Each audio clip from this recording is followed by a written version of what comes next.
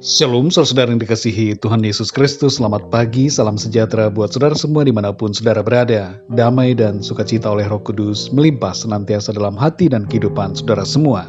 Sebelum kita mendengarkan renungan firman Tuhan, mari sama-sama kita berdoa.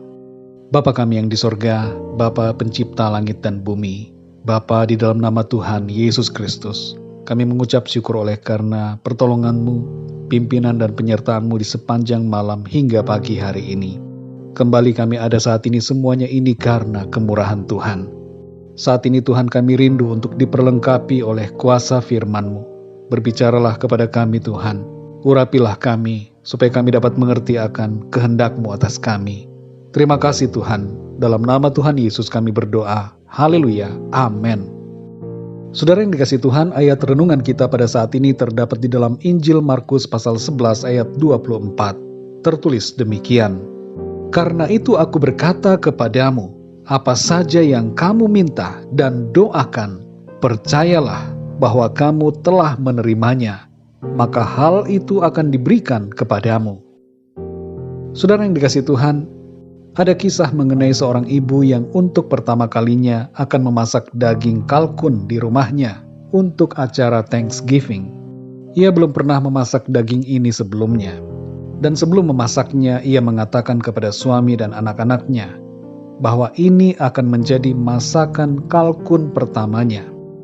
Maka pada saat makan malam nanti, kalau kalkun ini terasa tidak enak, tidak usah kasih komentar apapun, tapi cukup tinggalkan meja makan dan segera bersiap memakai pakaian yang rapi, jas dan sepatu untuk pergi makan di restoran bersama-sama.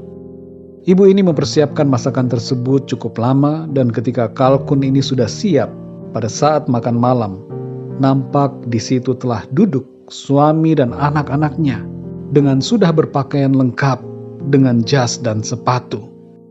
Mereka rupanya ragu dengan masakan dari sang ibu, sehingga mereka telah mempersiapkan diri untuk pergi makan di restoran. Dari kisah ini, saudara, kita mengambil satu hikmah mengenai keraguan. Makanan itu belum dirasa, tapi sudah diragukan. Betapa seringkali, saudara, kita pun demikian dalam hal menantikan jawaban doa.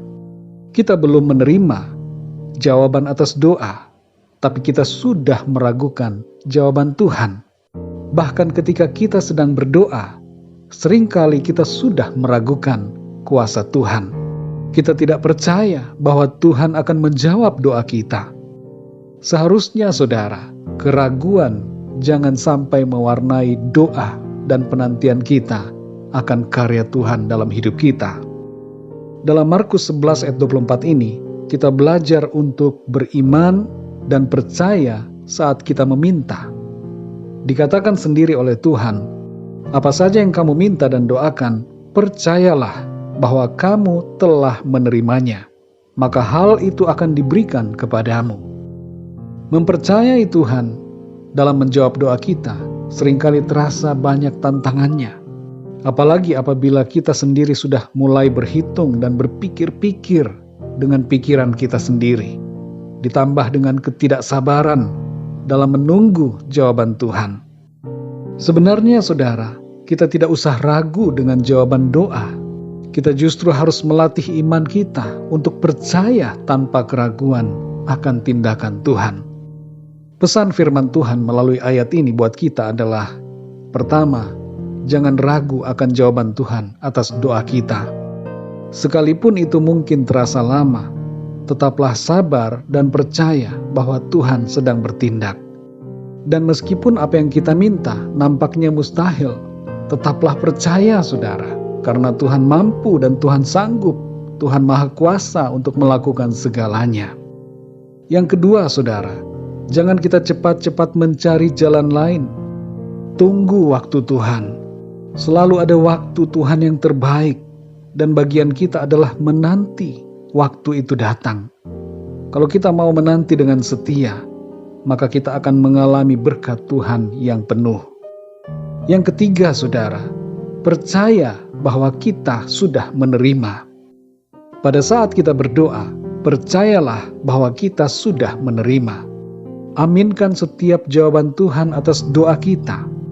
Yakini bahwa apa yang kita minta pasti Tuhan berikan.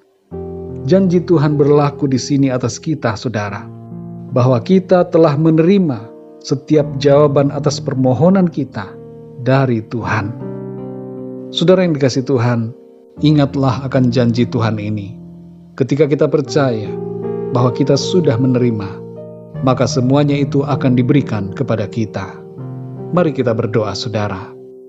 Bapa kami yang di sorga, Bapa di dalam nama Tuhan Yesus Kristus, kami mengucap syukur untuk firman-Mu Tuhan, yang sudah kami dengar dan kami baca pada saat ini. Mengajarkan kami untuk tidak meragukan Tuhan, tapi percaya bahwa doa-doa kami dijawab oleh Engkau. Engkau Maha Kuasa, Engkau berdaulat, Engkau sanggup melakukan segala perkara, dan bagian kami hanyalah percaya dan menantikan pertolongan Tuhan.